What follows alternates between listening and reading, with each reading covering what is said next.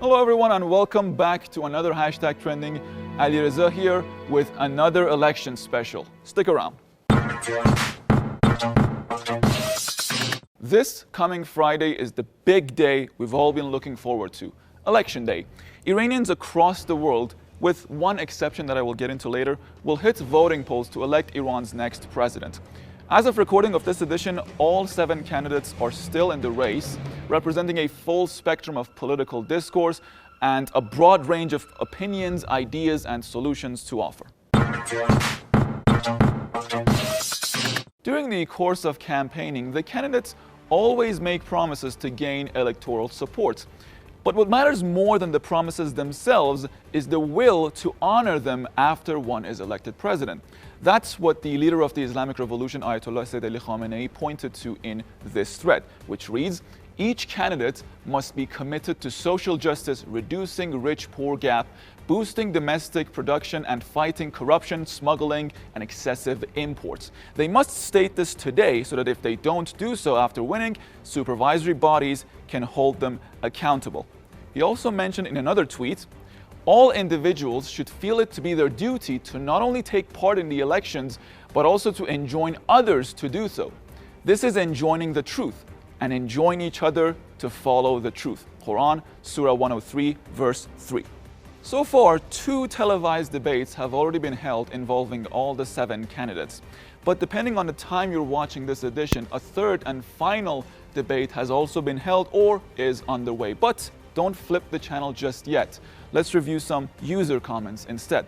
The first tweet comes from Rabble Rouser, who wrote, "I trust that the Iranian people will choose the best for them. I appreciate how much restraint the leadership has shown in the face of US aggression and injustice. I worry about the Iranian people and wish you all the best. May your next president represent you well."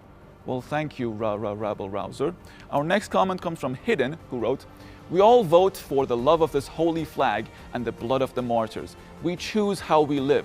If we do not vote, that is, we choose for others to decide for us. The Islamic Republic is reaching its highest level, and we can all see it." On to the next comment by Iran Election on Press TV. Canada preventing Iran from setting up polling stations for expats. Yes, this bit of news is unfortunately true, meaning Iranians living in Canada have to cross the border to vote in the US or not vote at all. Despite Tehran's protest, the Ottawa government has refused to cooperate, stripping nearly 500,000 Iranians from their right to decide their fate through elections. Anyhow, moving on to the next comment by Iran Election, who wrote, "Raisi held a rally in Ahvaz, Khuzestan, attended by thousands and supposedly carried out in accordance with COVID health protocols. The number of rallies has been limited in this election because of the pandemic." Check out this video.